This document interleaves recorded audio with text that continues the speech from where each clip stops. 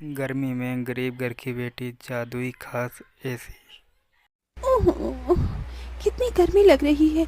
ऊपर से ये टेबल पंखा भी मरमर कर चल रहा है। एसी लगी होती तो मस्त नींद आती। तभी पंखा चलते चलते जोरदार आवाज करके बंद हो जाता है, जिसकी आवाज से गरीब सत्यकाम का परिवार जाग जाता है। अजी, ये इतनी तेज आवाज कैसी थी? क्या मालूम चंदा, पर ऐसा लगा जैसे कुछ टूट गया। तभी भारती टेबल पंखे को देखती है। पिताजी, वो देखो टेबल पंखा टूट गया। पंखा टूटा देखकर पूरा परिवार दुख जताने लगता है। हे भगवान, ये क्या, एक और परेशानी बढ़ा दी तूने हम गरीबों पर। ये टेबल पंखा ही तो इस गर्मी में हमारा इकलौता सहारा था। अब तो इस गर्मी में हम बेहाल हो जाएंगे। कितना कहता था मैं कि दिन में पंखा बंद रखा करो, सारा दिन तो चलता रहता था। अब दिन रात चलेगा, कोई भी चीज तो खराब तो होगी ही ना। एक एक पाई जोड़ कर लिया था ये पंखा, अब कहां से लाऊंगा तुम्हारे नए पंखे का दाम। इसीलिए तो कहती हूँ पिताजी कि घर में एक एसी लगवा दो। गर्मी भी नहीं लगेगी और नींद भी अच्छी आएगी। ये सुनकर गरीबी से झुंझलाया सत्यकाम अपनी दूसरी बेटी भारती को डांट लगाते हुए बोला, अरे चुप कर तू भारती, तेरा बाप कोई सर्विस वाला थोड़े है जो लाख रुपए महीना कमाता है। जब देखो एसी एसी एसी कहते रहती है।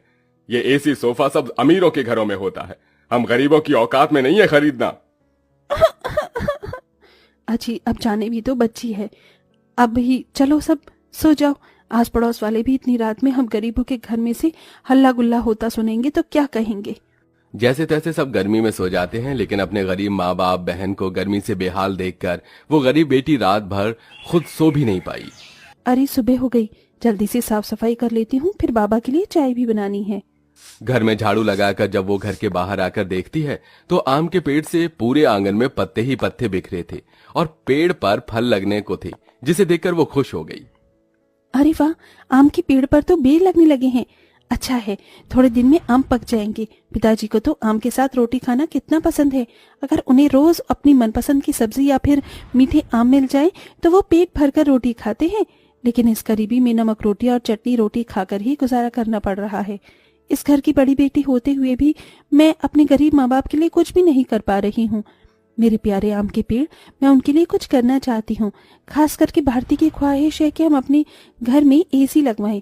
सबसे पहले मैं अपनी कमाई से अपने घर में एसी लगवाऊंगी।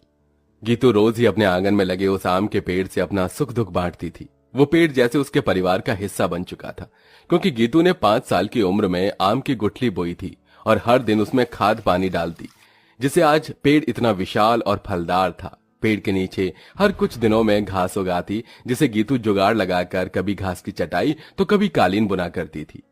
गीतू, मैं और तेरे पिताजी जमींदार के खेत पर जा रहे हैं काम करने।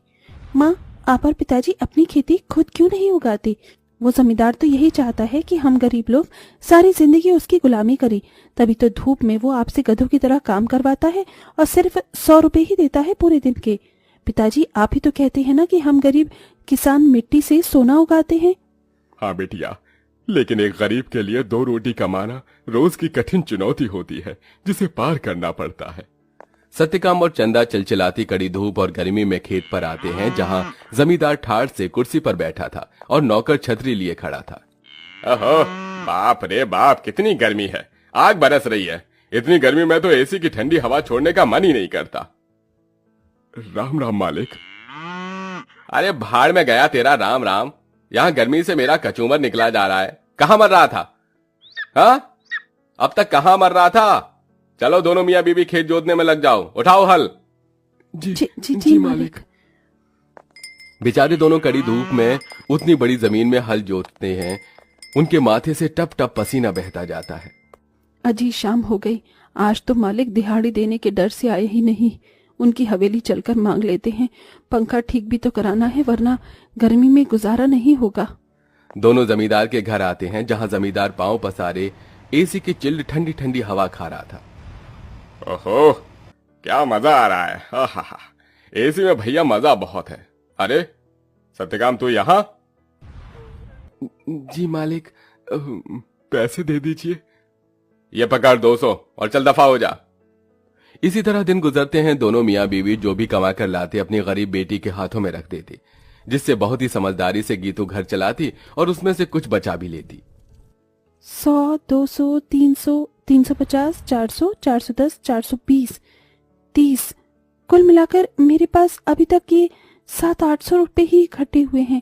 इतने में एसी कहाँ से आएगी? अगर मैं किश्त बंधवाकर भी एसी ले आऊं तो फिर मैं कैसे किश्त भरूंगी? तभी भारती अपनी गरीब बहन गीतू को परेशान देखकर बोली, दीदी, आजकल तो कबाड़ी वालों के पास भी अच्छी अच्छी चीज मिल जाती है। अमीर लोग तो नया खरीद लाते हैं और महंगी चीज भी बेच देते हैं। हाँ, ये ठीक रहेगा। मैं कबाड़ी में से कोई एसी उठा लाती हूँ। गीतू एसी खरीदने कबाड़ी की दुकान पर चली आई। भैया जी, मुझे कोई सस्ती एसी दिखाइए। गरीब लड़की लगती है, एक काम करता हूँ, ये खटारा वाली एसी थमा देता। इसे क्या पता इसमें क्या डिफॉल्ट है। ये लो बहन जी, ये एकदम बढ़िया एसी है। ये चलती तो है ना? चलती नहीं, दौड़ती है। एकदम धूम मचा देगी ठंडी हवा की। 1000 रुपए की लगेगी। अब जल्दी से ले लो। लेकिन मेरे पास बस 800 ही हैं। चलेगा चलेगा, दे दो। गीतू खुशी से वो एसी घर लाकर सबको चलाकर दिखाती है। माँ, पिताजी देखो, आपकी गरीब बेटी एसी खरीद कर लाई है 800 में। अब हमें गर्मी में नहीं सोना पड़ेगा। मगर ये चल क्यों नहीं रही? 800 में कोई एसी देता है भला क्या? पैसे फंसा कर आई है जाकर। सब मुंह बनाकर सो जाते हैं और गीतू पेड़ के पास आकर रोने लगी। मेरे प्यारे आम के पेड़, वो कबाड़ी वाला मुझ गरीब के पैसे खा गया। ये एसी चल भी नहीं रही। मुश्किल से 1-1 रुपया इकट्ठा किया था।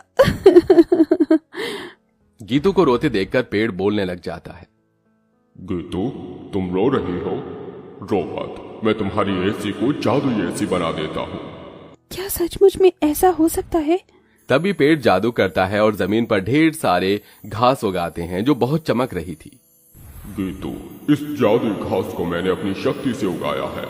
इसे एसी में लगा दो, ये एसी जादुई हो जाएगी। गीतू बिल्कुल वैसा ही करती है। तभी घास का एसी बनकर पूरा होते ही सुनहरी चमक से भरकर चल पड़ता है और पूरे घर को बर्फ के जितना ठंडा कर देता है। माँ, पिताजी, भारती देखो, एसी चलने लगी। पूरा गरीब परिवार घास के एसी को चलते देखकर चौंक जाते हैं। अरे देखो चंदा, हमारी बिटिया ने घास की एसी बनाई है। हाँ जी, लेकिन ये घास की एसी कैसे चल रही है? ये एसी कूलर तो बिजली से चलते हैं। तभी जादुई घास एसी के आंख कान मुंह बन जाता है। एसी इठलाकर बोला, क्योंकि मैं जादुई घास का एसी जो हूँ। ये लो, जी भर के खूब ठंडी हवा खाओ। अरे वाह दीदी, क्या धांसू एसी बनाई है। हम गरीबों जैसे घास की एसी है। एसी तो बड़े बड़े अमीरों के घर में भी नहीं होगी। अब हम गर्मी में एसी की ठंडी हवा में सोएंगे। तभी चंदा रोते हुए बोली, बिटिया, अगर दिन भर इस एसी की ठंडक में ही सोते रहेंगे तो कमाएगा कौन? बगैर खून पसीना बहाए पैसे थोड़ी मिलता है। ये कहते हुए चंदा रोने लगती है। तभी जादुई घास एसी में से ठंडी हवा के साथ नोट बरसने लगते हैं। लूट लो, जितने चाहिए लूट लो। देख क्या रही हो? अरे रामा, ये जादुई घास की एसी तो लक्ष्मी मैया का रूप है। चंदा देख, कैसे करारे करारे नोट दे रहा है ये एसी। क्योंकि मैं कोई मामूली एसी नहीं बल्कि जादुई घास का एसी हूँ। मैं तुम्हें हीरे जवाहरात सोना चांदी सब दे सकता हूँ। एसी के इस कथन को सुनकर गीतू ने उसे आजमाया। अगर ऐसा है तो हमें सोने चांदी के सिक्के देकर दिखाओ। तभी एक सुनहरी चमक के साथ जादुई घास एसी में से सोने चांदी के ढेर सारे सिक्कों की बारिश बरसने लगी। तुम तो सच में जादुई एसी हो। माँ, अब आपको उस जमींदार की गुलामी करने की जरूरत नहीं। अब हमारे पास जादुई घास का एसी है। दोनों मियाँ बीबी खुशी से फूट फूट कर रोए। चंदा देखो, अब हमें और दुख नहीं काटना पड़ेगा। न किसी की ये गालियां खाकर गुलामी करनी होगी। ये जादुई घास की एसी हमें बंधुआई से छुटकारा दिलाने आई है हमारे घर। जाओ सत्यकाम, इन सिक्कों से कर्ज चुका दो। सत्यकाम ने जादुई घास एसी से मिले सिक्कों को बेचकर सबका कर्जा भर दिया और उसने पंखा, कूलर, एसी की अपनी दुकान खोली, जिससे गरीब भी कम दाम पर एसी खरीद सके। उस गरीब बेटी के बनाई जादुई घास एसी ने उसके गरीब परिवार का भाग्य बदल दिया। वीडियो देखने के लिए धन्यवाद। चैनल को सब्सक्राइब करें।